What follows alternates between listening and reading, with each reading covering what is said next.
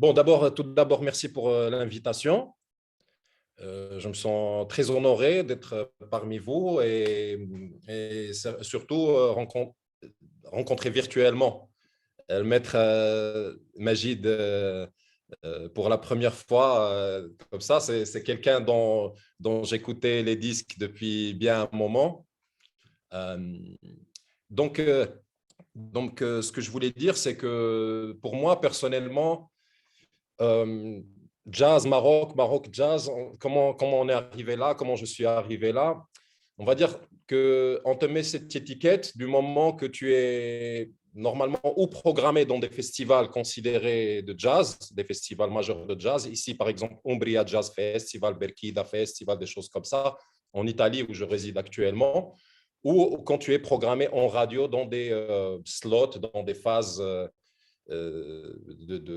surtout, c'est jamais le prime time parce que c'est des formats, c'est des formats qui ne sont pas forcément commerciaux, c'est-à-dire c'est pas forcément des morceaux de 3-4 minutes. Et du coup, ça, c'est juste pour comprendre un petit peu le cadre du jazz et comment je suis personnellement arrivé là. Moi, je viens de la scène casablancaise. Je parlais tout à l'heure de l'expérience de cette scène des fins des années 90, surtout à partir de 96, 97, 98, 19, en ce qui me concerne.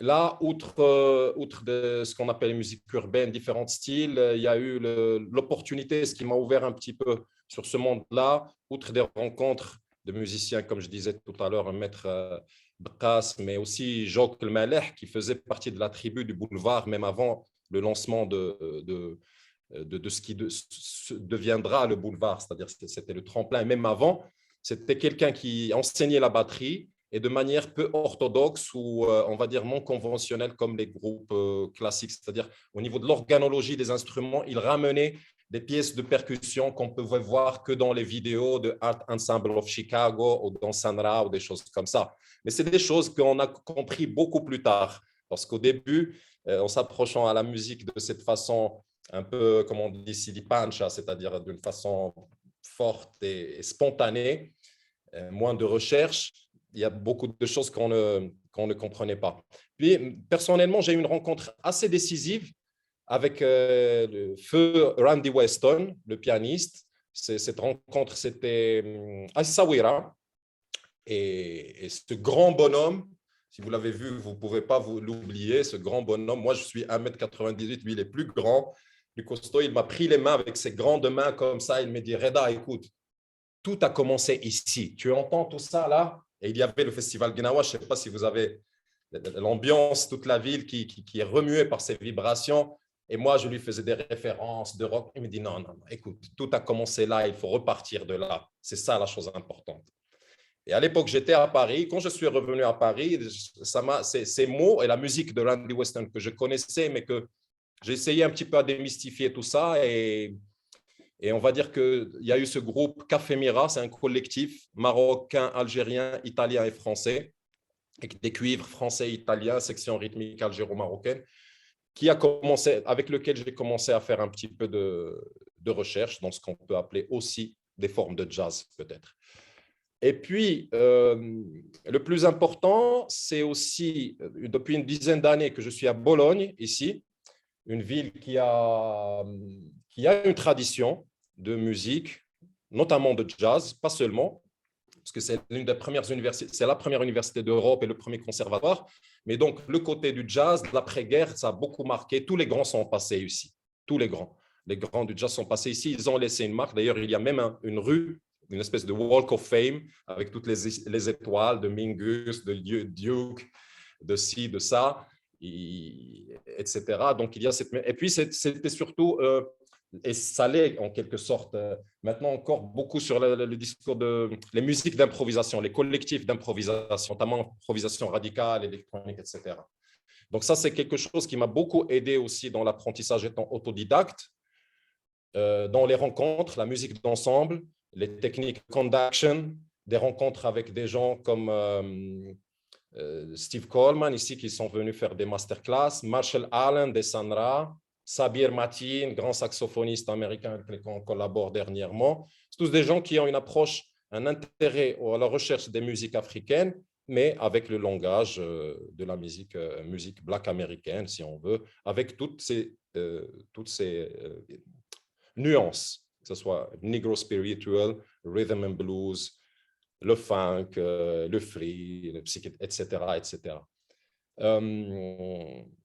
Moi, essentiellement, j'écris des textes dans ma langue natale, c'est-à-dire en arabe, en français, ce qu'on va appeler une langue paternelle, parce qu'au Maroc, on a la chance de pouvoir grandir avec plusieurs langues, rarement parfois en anglais. Maintenant, sur un nouveau disque, j'ai essayé à m'aventurer sur la langue italienne. Et comme je disais, là, par exemple, la vidéo que peut-être on pourra montrer, c'est ce projet actuel. C'est un quartet avec lequel je travaille avec trois amis italiens, deux Siciliens et un du Nord. C'est très important ici à remarquer qu'il y a une mentalité, il y a une Italie du Sud, il y a une Italie du Nord. Ça, les gens de dehors, ils ne le savent pas, mais c'est très important. Et ça aide beaucoup dans les voyages, quand on va rencontrer les ma'allem, les maîtres, que ce soit au Maroc, que ce soit en Éthiopie, que ce soit en Égypte, au Soudan. Prendre le temps, comprendre que la musique, c'est juste un élément parmi d'autres éléments culturels. C'est-à-dire, il faut partager le temps, il faut partager le manger, etc. Et après vient la musique. C'est-à-dire que la musique, c'est difficile de détacher des autres éléments d'une culture. Ça, c'est juste pour dire qu'il y a un esprit du Sud qui aide un petit peu. Et donc, ce groupe qu'on a nommé Fauda, qui veut dire chaos, chaos, on va dire chaos, pas anarchie, parce que ça a une connotation politique particulière. Et ce chaos que Adorno, le chercheur allemand de temps, il disait que la musique, c'est un chaos qui doit être ordinato, c'est-à-dire organisé en quelque façon. C'est exactement ce qu'on essaye, c'est-à-dire de partir de traditions africaines avec les influences. On a Fabrizio Polisi, c'est un jazzman assez coté en Europe, pas seulement, qui est un peu plus grand que moi, un pianiste. C'est un pianiste, mais il joue aussi le Harp Odyssey, c'est un synthé analogique qu'on peut assez connu chez les groupes comme Aria, comme il a été rendu très connu par les Pink Floyd et d'autres groupes du genre. Et, il y a ce côté analogique par rapport aux instruments qui est très important parce que c'est des instruments qui sont difficiles à dompter sur scène. Difficiles à dompter parce que c'est des bandes magnétiques, c'est comme quand tu joues avec le gembri ou quelque chose de traditionnel. C'est-à-dire que pour s'accorder, il faut un petit moment, il faut du temps. Pas que tu débarques, tu ouvres ton fly case et tu joues, c'est difficilement comme ça. Et puis, il y a Danilo Mineo aux différentes percussions. Là aussi, c'est quelqu'un qui fait beaucoup de recherches et beaucoup d'instruments autoconstruits et un set hybride. Et dernièrement, il y a aussi Martino Bisson qui joue des cuivres, il joue le sax soprano et le flûte, mais il a aussi une drum machine, la MPC, avec lesquelles il fait des trucs particuliers, c'est-à-dire aussi en suivant les crescendo qu'on peut faire sur le tempo, etc., mais non en façon séquentielle, comme ce qu'on pourrait appeler la musique électronique.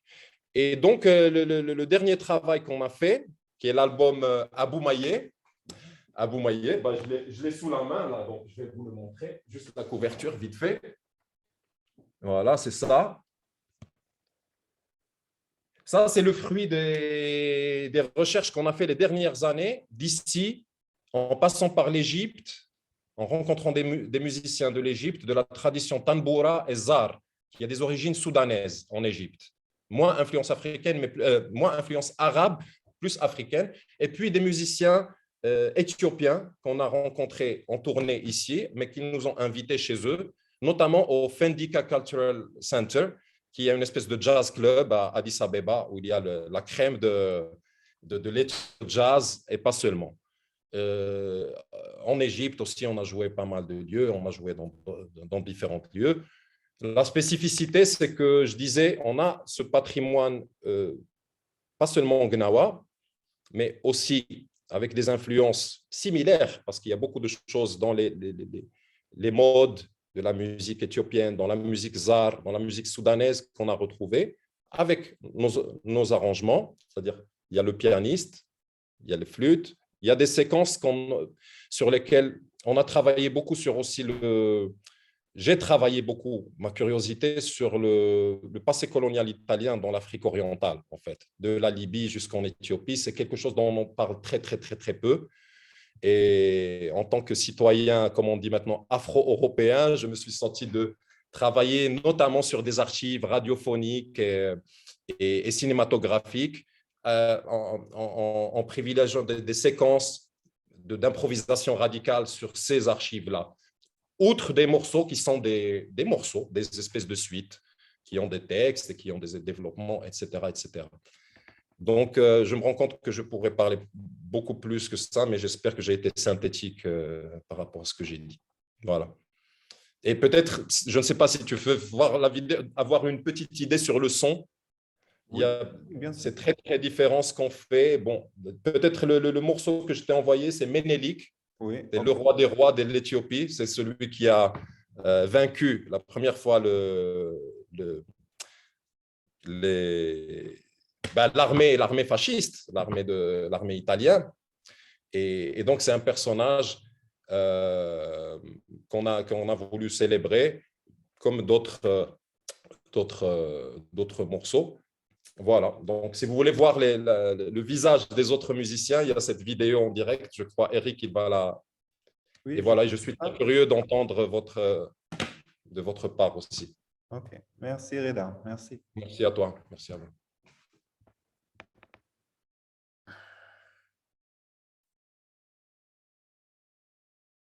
Un moment. C'est où maintenant?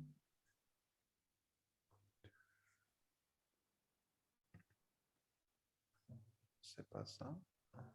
C'est ici. C'est bon? Oui.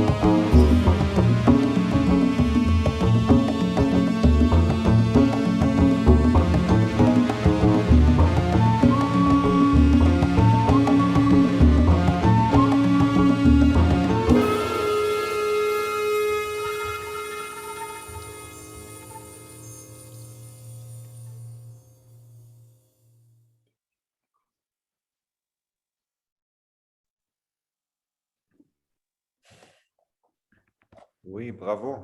Merci, Reda. The changeover was invisible to our restaurant partners. Bravo. Merci. Je me rends compte maintenant, parce que j'avais oublié ce vidéo, que c'est l'edit version. C'est la... c'est pas l'extended. Aussi bien au niveau des textes, aussi bien au niveau des solos. Mais bon, c'est pour donner une idée, en fait, grosso modo. Merci, Bravo. merci, Reda. Merci beaucoup. Bravo. Ok, Je ne on va- connaissais pas du tout. Ouais. Eh ben, il est jamais trop tard. Ouais, c'est vrai, hein. C'est vrai. Hein. On découvre. Ouais, vraiment. Ça fait Yoram, plaisir. on va commencer avec toi maintenant. Merci, Reda. Merci, bravo.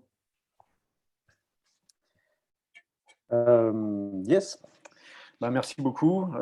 Également très honoré d'être parmi vous aujourd'hui pour échanger sur ce qui nous réunit, c'est-à-dire les musiques marocaines. Et très honoré de pouvoir partager ce moment avec, bien sûr, Monsieur Bekas, qui est un grand maître de cette musique et de cette tradition. Et complètement enchanté de rencontrer Reda et sa musique, que j'ai vraiment appréciée.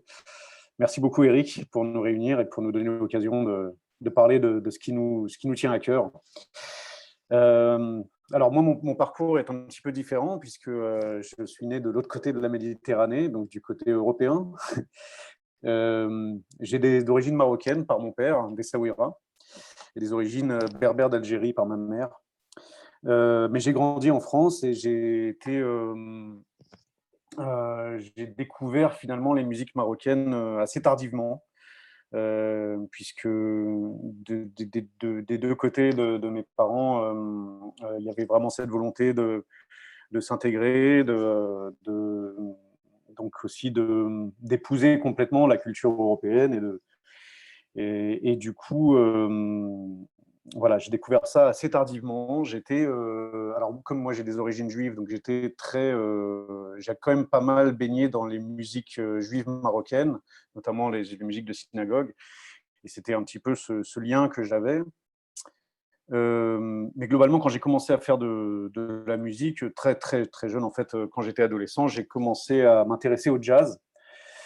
Et c'est cette musique-là qui m'a porté et que j'ai étudiée et dont j'ai décidé de dédier ma vie à cette musique-là. Et au fur et à mesure de mon parcours, je suis devenu musicien professionnel et donc je me produisais dans Paris et un peu ailleurs. J'ai été aussi à New York pour me confronter vraiment au monde du jazz, etc. Et puis à un moment dans tout ce développement-là, je suis arrivé un petit peu dans une impasse, c'est-à-dire que j'ai trouvé que je ne m'y retrouvais plus, c'est-à-dire que c'était les années 2000, tous les lieux de vie, les lieux culturels, les bars, etc., fermés les uns après les autres, et ça devenait de plus en plus difficile en fait de développer quelque chose.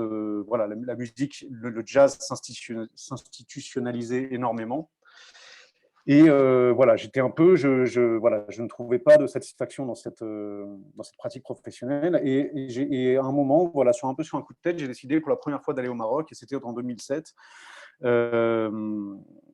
Et en fait, alors, j'avais commencé à travailler le oud, par exemple, parce que je m'intéressais aux musiques orientales, etc.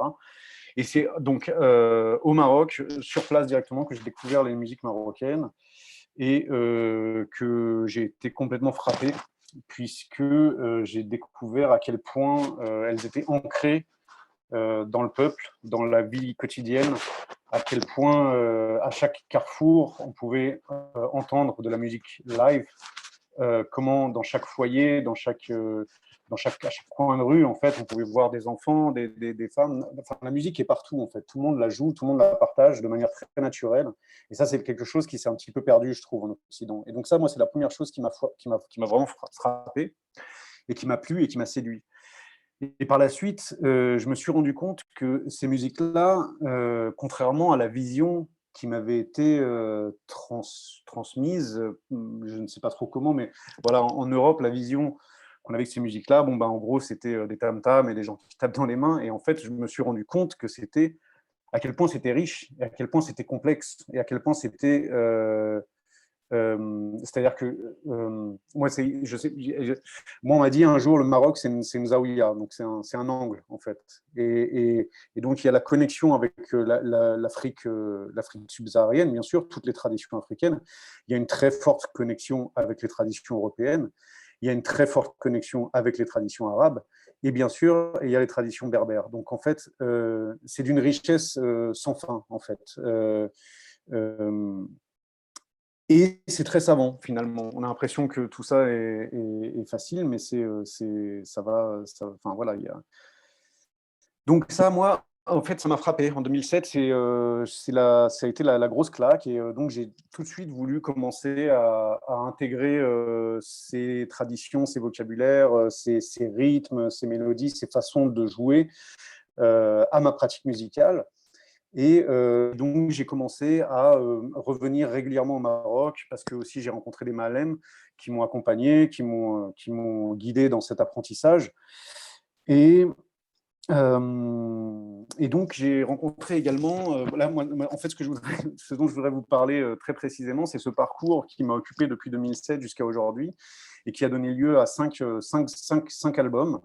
Je peux vous les montrer rapidement si vous voulez, je vais les mettre à l'écran. 5 albums avec un orchestre qui était composé pour moitié de musiciens marocains et pour moitié de musiciens français. Et donc, si vous voulez, c'est vraiment ce parcours-là. Voilà, ça a commencé avec, je ne sais pas si vous voyez, il y a eu ce premier album qui a été fait avec un peintre marocain que j'ai rencontré qui s'appelait Redouane Bernaz, très très intéressant, très connecté aux traditions marocaines et en même temps sans cesse à vouloir renouveler un peu les traditions. Et donc on a décidé de faire un disque ensemble, de faire un projet ensemble qui était de retracer le parcours d'un soufi dans la trance. Donc moi, j'étais aussi dans des considérations par rapport à la Kabbale, etc. Donc on a beaucoup échangé sur tout ça et on a construit. Donc lui, il a peint 5 magnifiques tableaux et moi, j'ai écrit 5 compositions qui forment une longue suite inspirée des traditions Hmatcha, Gnawa, berbère. Voilà, donc de plusieurs traditions, et j'ai fait jouer ça à des musiciens français. Et en fait, ce qui s'est passé, c'est que ça n'a pas vraiment marché parce que les musiciens français avaient vraiment du mal en fait à appréhender ces rythmes-là avec vraiment c'est comme la cuisine, quoi. C'est-à-dire si on a la recette, enfin on n'avait pas les bonnes épices en fait. Voilà, c'était très difficile pour eux de rejouer. Moi, j'avais pris les notes, etc. Donc je leur avais donné les notes à jouer, mais c'était très difficile de pouvoir les interpréter avec la sensibilité, avec toute l'émotion dont ces rythmes peuvent être porteurs. Donc, on s'est retrouvé face à ce problème-là. Mais on a quand même enregistré ce disque-là et il est quand même très chouette, je pense. Mais ce qui s'est passé, c'est que très vite, je me suis dit, alors, il faut trouver une solution. Il faut que nous partions, nous, les musiciens français, sur place, rencontrer les musiciens marocains et que nous échangions ensemble et que nous nous apprenions les uns les autres. Et donc, ça a donné lieu à une résidence de création, plusieurs résidences de création à Essaouira, soutenues par l'association Essaouira Mangador et monsieur André Azoulay, qui nous a beaucoup, beaucoup soutenus et qui nous a aidés à lancer ce programme au début. Et donc, plusieurs résidences pendant lesquelles on a travaillé avec des musiciens, et finalement beaucoup avec des musiciens Hmatcha, mais aussi avec des musiciens Gnawa, des musiciens berbères, des musiciens de musique arabo-andalouse. Et ça a donné lieu à cet album qui a été enregistré au Maroc. Et donc, on était une vingtaine de musiciens sur scène pour jouer avec les Hmatcha. Voilà. Alors, les Hmatcha, je ne sais pas si vous voyez bien mon écran. Si vous voyez, là, je peux vous montrer vite fait une petite vidéo.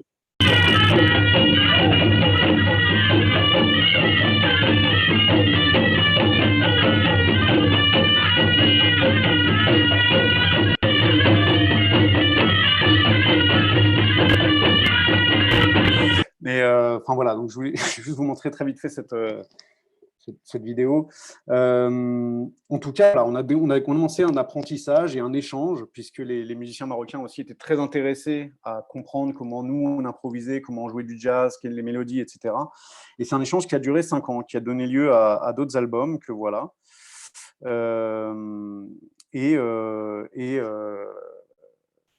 Voilà, je vais arrêter le partage. Et donc voilà, l'idée c'était vraiment d'échanger entre jazz et musique traditionnelle, mais de manière vraiment très approfondie, c'est-à-dire vraiment de prendre ces musiques telles qu'elles sont, avec sérieux, et d'essayer de les comprendre et de les jouer vraiment de la bonne manière, de façon à pouvoir voilà, faire quelque chose de, de vraiment sérieux, quoi. Je crois que c'est un peu difficile, je crois que je suis déjà arrivé au bout de mon temps. Euh, voilà, je sais pas si. Bon, ce que je peux peut-être vous montrer également, il y a une petite vidéo qui existe. Donc, ce travail, il s'est étalé sur plusieurs années. On était une vingtaine de musiciens. Donc, l'orchestre était composé de moitié de musiciens marocains et de moitié de musiciens de jazz européens. Et donc, on a travaillé sur les traditions. On a aussi fait des compositions. Et voilà, Eric, si tu veux, tu peux montrer cette petite vidéo, si tu veux.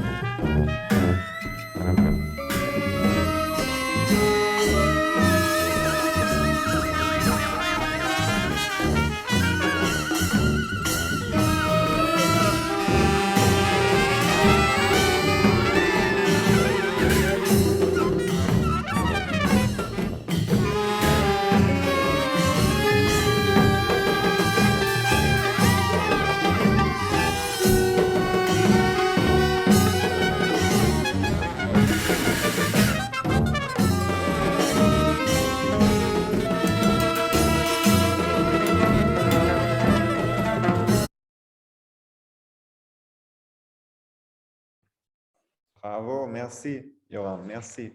Merci à vous tous. Est-ce que je peux juste rajouter un tout petit mot vraiment en 2 secondes, je voudrais juste rendre hommage aux Malem qui m'ont accompagné. Je veux juste partager leurs photos, notamment parce que ils m'ont. Je ne sais pas si vous voyez la photo de Malem Sdik maintenant. Oui, oui. Voilà.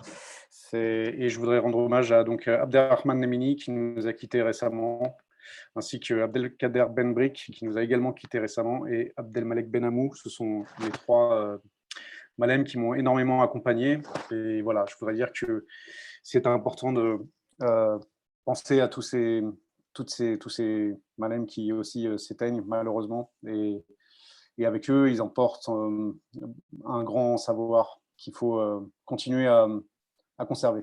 Voilà. Merci à vous tous. Merci, Yoram. Ok, Majid, c'est à toi maintenant.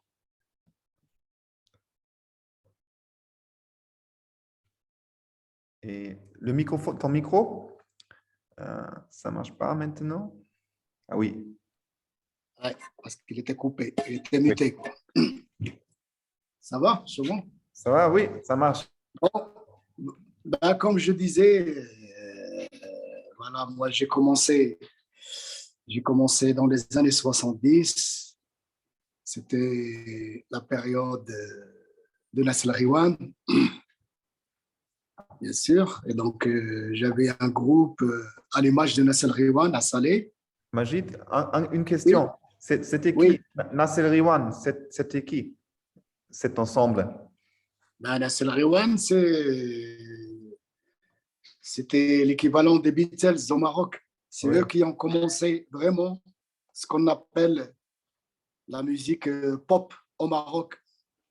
Et l'esprit de groupe, parce qu'il n'y avait que les grands orchestres de musique arabe. Et Nassel Riwan, ils étaient dans le théâtre avec Feu Tayyip Siddiqui, le plus grand homme de théâtre marocain dans l'histoire du théâtre marocain.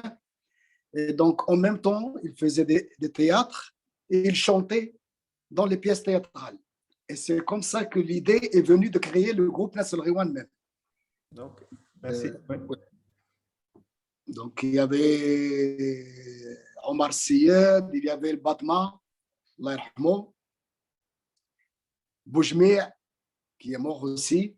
Et donc, l'idée de Nassel Riwan, du groupe Nassel Riwan, qui était l'équivalent des Beatles au Maroc, est venue du mouvement théâtral à Casablanca avec l'école de Tayyip Siddiqui, qui était des Sawira aussi. Et donc, depuis le mouvement de Nassel Riwan, tout le Maroc et dans le monde entier, ce mouvement a trouvé une grande réussite et beaucoup de jeunes de l'époque s'inspiraient de ce groupe pour créer des groupes de 5 musiciens avec Tabla, Bendir, Tarija, le Gembri et le banjo, qui était quelque chose de nouveau dans la musique marocaine.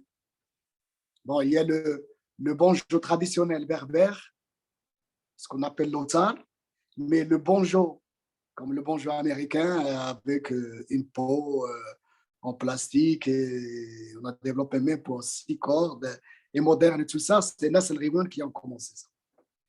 Et donc, moi, j'étais influencé, comme tous les jeunes de l'époque, j'étais influencé par ce groupe, et j'ai créé un groupe à Salé que j'appelais Halla Mnabar. On a commencé à jouer dans les fêtes de mariage. Il n'y avait pas de théâtre, il n'y avait rien, il n'y avait pas de festival. Dans les fêtes de mariage et dans des occasions comme la fête du trône, etc., etc., et dans les écoles. Et donc, en 1973, je me rappelle, je jouais avec ce groupe dans la soirée de fin d'année, de 4e année, à Salé, dans le collège Nasseri. Et c'est comme ça que l'histoire a commencé. En parallèle du mouvement Nassel Riwan et de la chanson Riwania, et bien sûr, c'est grâce à Nassel Riwan que j'ai découvert même le Gembri, le Gnawa. Parce que la musique gnawa n'était pas très connue à l'époque. 72, 73, elle n'était pas connue. Et donc, c'est Paco, le joueur de Gambri de Nasser Rewan, qui l'a fait connaître, parce qu'on voyait ce groupe avec quelqu'un qui avait les cheveux, Paco qui était de Sawira, avec un instrument traditionnel, une basse traditionnelle, et qui jouait en trance. Et c'est comme ça qu'on a découvert la musique gnawa aussi. Donc, après cette période, bien sûr, l'équivalent de cette période aux États-Unis, c'était Bob Dylan. Après c'était Neil Young, Graham Nash, et en Angleterre, Cat Stevens. Et donc, j'étais influencé aussi par cette école de country music. Et j'avais une guitare folk, et je grattais, je jouais presque tout ce qu'on appelait, j'avais un livre qui s'appelait Hit, je ne sais pas comment, je ne me rappelle plus, enfin, toutes les chansons de Bob Dylan que je chantais. C'est ça, au bord de la plage, au bord de la mer, avec les amis, on grattait la guitare, on jouait, c'était le sol, ré mineur, mi mineur, do, la mineur, c'était autour de ça. Et dans les années 80, je commençais à m'intéresser au soul music. C'était la période Otis Redding. Après, j'ai découvert qu'avant Otis Redding, c'était Sam Cooke. Et puis Ray Charles, etc., etc. Donc, j'ai été influencé aussi par cette période de soul music, surtout qu'au Maroc, il y avait le mouvement aussi de rhythm and blues qui était très fort, avec le groupe Les Rolls, le premier groupe de rhythm and blues au Maroc, les Rolls Araba, que Ould Zahra Blal avait créé. Zahra Blal, c'était un trompettiste de Rabat qu'on appelle maintenant Marrakchi. Il a 92 ans maintenant. Il est encore vivant. C'est lui qui a créé le groupe Les Rolls avec Abdullah Kamal, Abdelkader Al-Harash, Drissi, Mosdaq et tout ça. Nous, on était très, très, très, très jeunes, mais je suivais ce groupe de vraiment. C'était le chanteur, c'était Vigan, pour vous dire. Le groupe des Rolls. Et puis Bilbo aussi, qui est mort. Après les Rolls, il y avait les Golden Hands à Casa. Eux aussi, ils suivaient le même mouvement que les Rolls et les Conrad à Meknes. Donc, c'était une période vraiment très riche de musique variée, mais qui se passait ici au Maroc. Le jazz, on parlait très peu de jazz à cette époque. Le jazz, c'était à la base américaine à Kenitra. C'était les Américains, parce qu'il y avait une base américaine à Kenitra, et donc les Américains, ils invitaient des jazzmen là-bas. Sinon, c'était très rare de voir le jazz au Maroc ou de parler du jazz. Bon, sauf quelques grands jazzmen qui étaient invités par l'ambassade américaine, et à part Randy Weston, qui était un ma'allem gnawa américain, si je peux dire. Lui, il était autre chose. Il était un Africain. Son père de Jamaïque et sa mère de Nigeria. Donc, il était un pur Africain, né à Brooklyn. Et son père, il lui disait toujours, va en Afrique, découvre ta musique. La musique que tu pratiques, que tu joues aux États-Unis, ce n'est pas ta musique. Donc, va en Afrique. C'est pour cela qu'il était tout le temps en Afrique en train de chercher jusqu'à ce qu'il a atterri à Tanger. Et il a découvert le Ma'allem Abdullah Al-Gourd et les Gnawa de Tanger. C'est à ce moment-là qu'il a appelé son père, il lui a fait écouter la musique. Il lui a dit, peut-être que j'ai trouvé mes racines. Et donc, son père lui a dit, suis ce chemin, c'est le chemin de tes racines. Ça, c'est son père qui lui a dit ça. C'est pour cela qu'il venait tout le temps au Maroc, et toujours avec les Gnawa. Tous les Gnawa du Maroc étaient des amis à lui. Moi, je l'avais connu quand il est venu à Rabat, parce qu'il a commencé à Tanger en 1967. Il avait créé un club de jazz à Cinéma Mauritania, à Tanger. Et en 1972, il a déménagé à Rabat. Et il a fait connaissance du groupe Les Rolls de Ould Zarabel. Et donc, il a commencé même à jouer quelques concerts avec les Rolls. C'est comme ça que l'histoire a commencé au Maroc. Et c'est grâce aux Rolls que j'ai connu Randy Weston. C'est eux qui m'ont introduit pour connaître Randy Weston. Et depuis, on est devenus amis jusqu'à sa mort. Donc, voilà, j'ai suivi cette période-là. Le moment fort, vraiment, le moment fort qui m'a permis de commencer ma carrière musicale personnelle, c'est-à-dire avec ma musique. C'est parce qu'avant, je jouais dans des hôtels, je faisais des reprises. Et donc, en 1996, la délégation de l'Union européenne à Rabat ils ont décidé de créer un festival de jazz européen. Et ils m'ont contacté pour discuter, pour voir comment on peut faire ça. Et donc, on a eu des discussions et tout ça. Et j'avais proposé, c'est bien, l'idée est très bien, surtout que le jazz européen n'était pas connu au Maroc. Personne ne connaissait le jazz européen. Au Maroc, quand on disait jazz, c'est le jazz américain. Et donc, voilà, j'ai proposé pourquoi ne pas impliquer le ministère de la Culture marocain dans cet événement et les musiciens marocains aussi, et les musiques marocaines.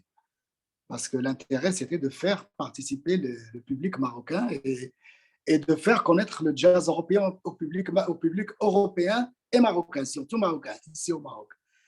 Et donc, on a décidé de faire un festival unique, festival de jazz européen, avec des rencontres avec des musiques marocaines, au pluriel. Gnawa, Aïssawa, Ahmed Shah, Belhoun, Andalousie. Et donc, moi, on a commencé en 1996 et je continue à le faire. J'ai commencé moi avec en 1996 et je continue à assurer la direction artistique côté marocain. Et il y a chaque 4 ans un directeur artistique européen qui s'occupe de la programmation européenne. Et puis, on fait des rencontres et on enregistre ces rencontres. J'ai les rencontres de toutes les éditions à partir de 2000. Parce que de 1996 à 2000, on ne faisait pas les enregistrements. Donc, on a toute la collection et on est très ravis des résultats. Il y a beaucoup de musiciens marocains que, grâce à ce festival, ils ont commencé leur carrière. Et moi, je fais partie de ces musiciens. Ils ont commencé vraiment leur carrière professionnelle grâce au festival Jazz Chalon, qui s'appelait Jazz Zoudaya avant.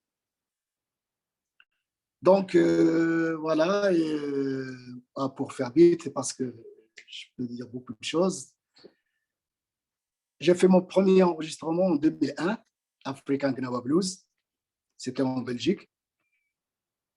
Et depuis, j'ai multiplié les rencontres et les expériences avec le label Igloo en Belgique. J'ai fait 5 disques avec eux. Bien sûr, pour chaque disque, j'invite des musiciens européens parce que j'adore les rencontres et les collaborations. Et donc, j'ai invité pas mal de musiciens. Après, j'ai rencontré le pianiste allemand Joachim Kuhn, avec qui vraiment on a créé un trio extraordinaire depuis 2006 jusqu'à maintenant, avec Joachim Kuhn et Ramon Lopez, le batteur espagnol. Et on a joué dans le monde entier, on a enregistré 5 disques, on a invité de grands noms de jazz comme Luis Clavis, comme Pharoah Sanders, Luis Clavis, Michel Portal, bon, et d'autres. Et l'histoire continue. Voilà, donc je suis entre deux volets, le volet jazz avec des musiciens de jazz, comme Joachim Kuhn, Archie Shepp, Pharoah Sanders et autres, Luis Clavis, et avec mon label Igloo. Le côté jazz, c'est avec Act Music en Allemagne. Et avec mon label Igloo, je fais vraiment la musique avec ma conception personnelle. Ce n'est pas, je ne peux pas dire que c'est du jazz, c'est ma musique avec ma conception et avec tout l'héritage que j'ai pu hériter de toutes les musiques du Maroc et d'ailleurs. Et donc, voilà, là, on est en 2022. J'ai fait 2 disques. Il y a un disque qui est sorti avec Hans Ludemann, le pianiste allemand, qu'on a enregistré au BMC. Voilà, la pochette du disque. Je viens de recevoir le disque. C'est ça, c'est avec Hans Ludemann. Et voilà, il y a un disque qui vient d'arriver aussi, il y a même pas une semaine. C'est l'album Jodor avec mon label Igloo, qui va sortir en septembre, en principe. En septembre, mais il est déjà prêt, l'album Jodor. C'est un album que j'ai enregistré en mode confinement. Voilà, pour la première fois, à distance. J'ai tout préparé, c'est chez moi, dans mon studio. Et puis, j'ai envoyé aux musiciens qui ont enregistré avec moi, des musiciens avec qui on a déjà partagé pas mal de choses et qui ont les mêmes convictions. Donc, pour cet album Jodor, j'ai invité Karim Ziad, qui a entré la batterie, Khalid Kouhen pour les tablas et les percussions brésiliennes, Michael Hornig d'Autriche pour les claviers, et Manuel Hermia pour le sax et la flûte bansuri, et Childo Thomas, le bassiste de Marsosa, qui a montré la basse.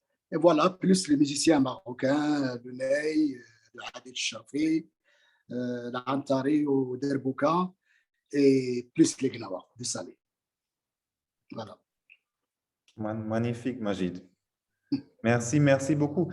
Juste avant le vidéo, je veux parler de ça. C'est un film magnifique sur le rencontre de toi, de Majid Bekas, Joachim Kuhn et Ramon Lopez.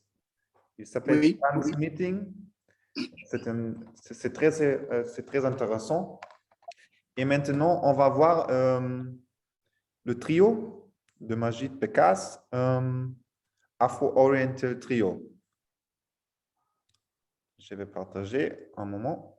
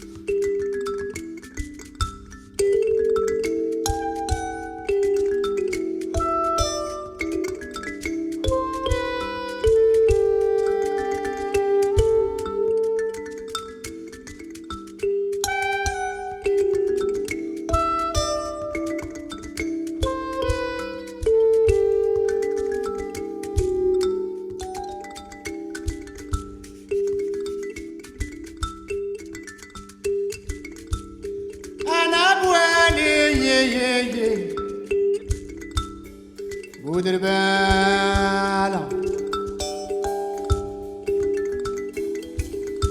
خلوني في حالي ما باغي مسالة ما عندي والي ربي ولي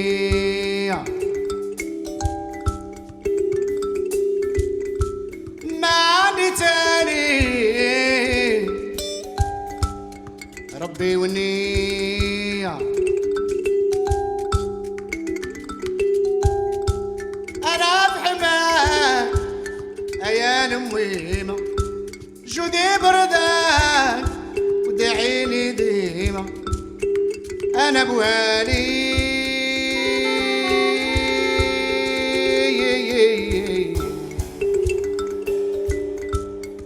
ودربالة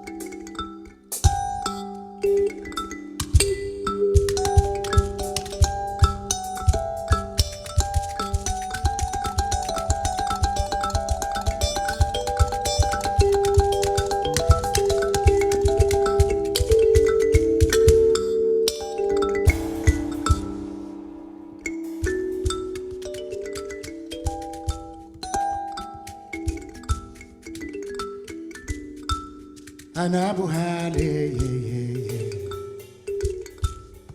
ودربانة خلوني في حالي ما باغي مسالة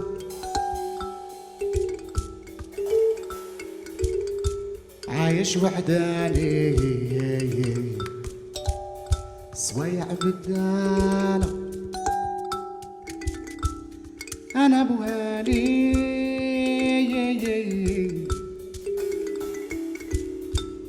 بودربالة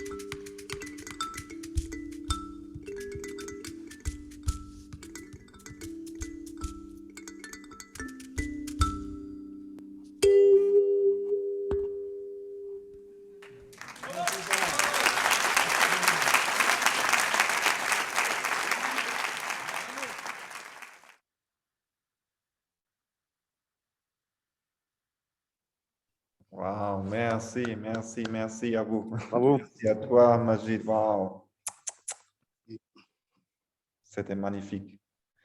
Wow. Alors, on n'a pas beaucoup de temps maintenant, mais juste 5 minutes. Alors, peut-être chaque personne peut dire quelque chose. Peut-être Reda, peut-être tu veux commencer. juste un statement. Bah, déjà, bravo, parce que l'atmosphère a bien Oui, calé oui. là. Non, j'adore ce que j'adore chez le Maître Bakras. C'est aussi toute la recherche des timbres et toutes les couleurs et pas forcément de façon orthodoxe et tout ça. Donc ça aide aussi à ouvrir et à comprendre la richesse qu'il y a. Hein. Salé, c'est un grand port et comme toutes les villes, des ports, c'est ouvert sur la mer dans l'histoire. Ça a été un conteneur de beaucoup, beaucoup de civilisations. Et on peut aller très loin dans l'histoire. Et c'est C'est la très bien. ville des corsaires. C'est la ville des corsaires. aussi. Exactement, exactement. Non, tout à l'heure, il y a deux considérations très, très vite, parce que bon, je ne vais rien rajouter à la beauté de la musique. Aussi, euh, l'autre vidéo qu'on a vue tout à l'heure de Johan, franchement, ça m'a rappelé tu vois, une énergie mingusienne, on va dire, avec toute cette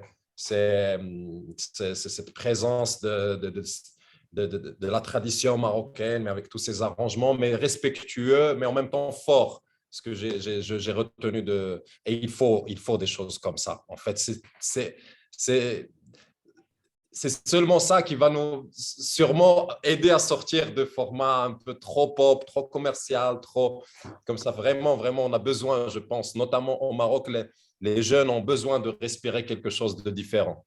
Ça aide, c'est comme le langage verbal, ça aide vraiment à ouvrir l'esprit. Ce que je voulais dire, c'est que Randy Weston, tout à l'heure, la rencontre décisive qui a été pour moi, même si c'était beaucoup plus bref, évidemment, c'est que je me rappelle, il me parlait en Darija. Il parlait parfaitement arabe marocain, Darija. Il ne m'a pas parlé en anglais, il n'a pas parlé en français, il a parlé en Darija et je savais qu'il a habité beaucoup de temps. Et ça veut dire beaucoup de choses. Ouais. Quand le musicien, il se met au niveau des gens, des places, et pour comprendre la culture, ça c'est pour revenir.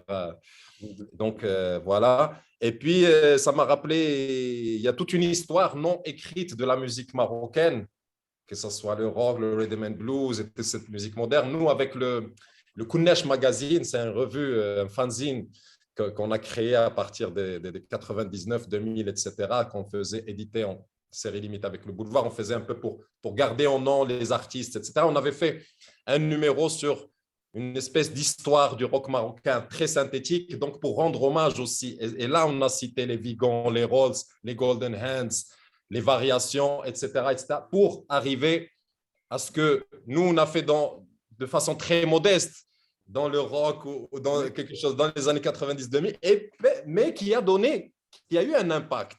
Parce que les jeunes, ils jouent maintenant, les jeunes et les moins jeunes, et aussi des apports comme M. Bakras, comme Jock, comme Karim Ziad, comme l'ONB, tout Aziz Sabaoui, qui venaient de France et ils donnaient une demi-journée, une journée de masterclass, parce que c'est ça la philosophie qu'on avait, c'était que tu ne viens pas juste pour jouer, prendre ton cachet et t'en aller, mais partager. Et ça, je peux dire, les grands musiciens, les grands artistes en général, c'est des gens vraiment qui veulent partager, qui ont cet aspect de l'humilité, qui te donne le temps pour l'apprentissage et l'aspect didactique, qui peut-être, je peux me permettre de dire, qui manque un peu au Maroc, dans l'infrastructure. Mais grâce à des gens comme ça qui sont généreux, ça a aidé à ouvrir. Et on le voit maintenant, il y a une scène, il y a des jeunes très, très forts qui sont en train d'éclore maintenant au Maroc et ils voyagent, etc. Oui. Yoram, tu as un petit mot? Oui, avec plaisir. Évidemment, on a cité Randy Weston. Je crois que c'est vraiment un des personnages les plus marquants et les plus importants de cette rencontre entre ce qu'on appelle le jazz, mais qu'on n'arrive pas bien à définir finalement, mais ce qu'on appelle le jazz et les traditions marocaines. Et en fait, moi, ce que je ressens, et là où en fait je me sens bien aujourd'hui après cette discussion, parce qu'en fait, je me sens moins seul, je sens des énergies chez chacun des personnes qui sont là, dans lesquelles je me retrouve. Je pense que les traditions marocaines, elles méritent beaucoup plus d'attention, beaucoup plus de respect, beaucoup plus de mise en avant. Ce sont des traditions qui ont une richesse incroyable, et qui, comme le jazz, sont capables de se remettre en question, d'évoluer tout en respectant elles-mêmes leur propre histoire. Et ça, c'est quelque chose de très précieux qu'on ne trouve pas partout. Et du coup, ça me touche beaucoup, en fait, parce que c'est vraiment quelque chose que j'ai envie de défendre.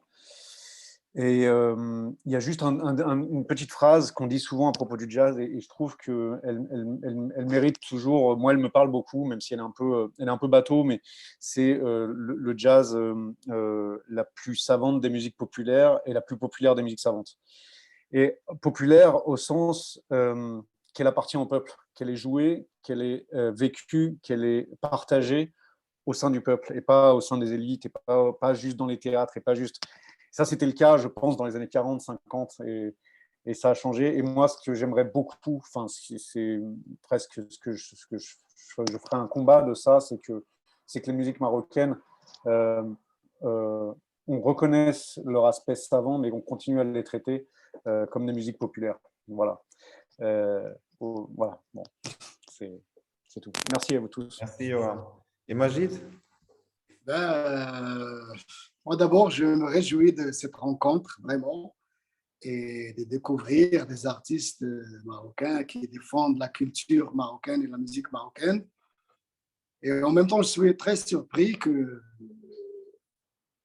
je ne les connaissais pas, et je pense que la plupart des Marocains ne les connaissent pas. Je ne les vois pas dans les scènes marocaines, alors que maintenant, on a beaucoup de festivals au Maroc, beaucoup de rencontres et tout ça. Donc, d'abord, je me réjouis et merci Eric pour cette initiative. J'aimerais aussi ajouter que peut-être, d'après ce que j'ai entendu dire, surtout de Reda, que avant, c'est vrai qu'il n'y avait pas beaucoup d'opportunités, beaucoup de places au Maroc où on peut vraiment partager avec les Marocains la musique qu'on fait ou la musique dont on est convaincu. Mais maintenant, je pense qu'il y a pas mal de lieux qui sont vraiment très intéressants. Et moi, personnellement, moi qui vis au Maroc, je viens de découvrir 2 lieux qui sont ravis de vous accueillir pour vraiment donner des masterclass et pour présenter ce que vous faites dans la musique.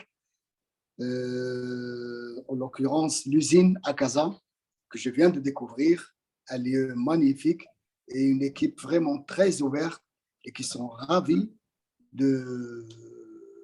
d'accueillir les artistes marocains qui font des recherches sur la musique marocaine et de partager ce qu'ils font avec leurs homologues marocains qui habitent ici. Il y a aussi la Renaissance, c'est un lieu d'échange aussi. Un bonjour à Amin Hamma, mon ami. Oui, exactement. C'est un lieu extraordinaire aussi. Et l'équipe, voilà, Amin, qui est maintenant à la tête de cette institution, c'est quelqu'un de très dynamique et très ouvert. On a joué ensemble, on avait le groupe à Paris ensemble de 2003 à 2006. Voilà. En plus, voilà.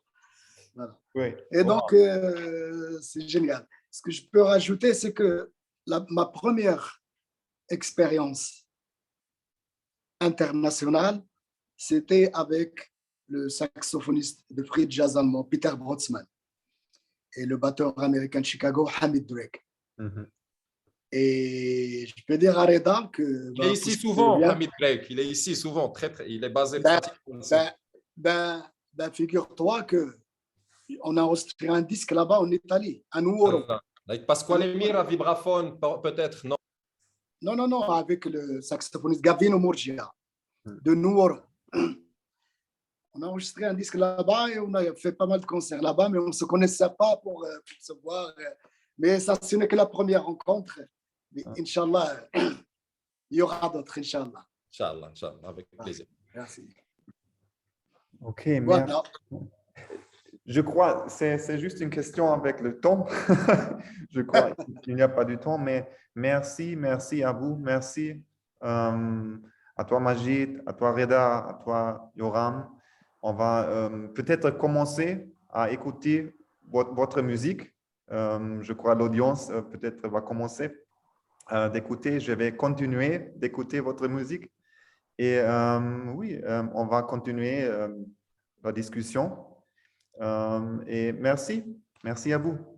Merci à toi, Eric. Merci à Merci toi, beaucoup. Eric, et Ouais. j'espère Merci. pouvoir vous accueillir un jour ici à Bologne avec vos ensembles, J'espère, oui. Inch'Allah, ou ailleurs. Inch'Allah. Merci. Inch'Allah. Ok, Inch'Allah. J'espère vous voir au Maroc bientôt, Inch'Allah. Oui. Avec Mieux grand faire. plaisir. Ça Ok. nous manque. À bientôt. Ah, merci beaucoup, Eric, et merci à tous. Oui.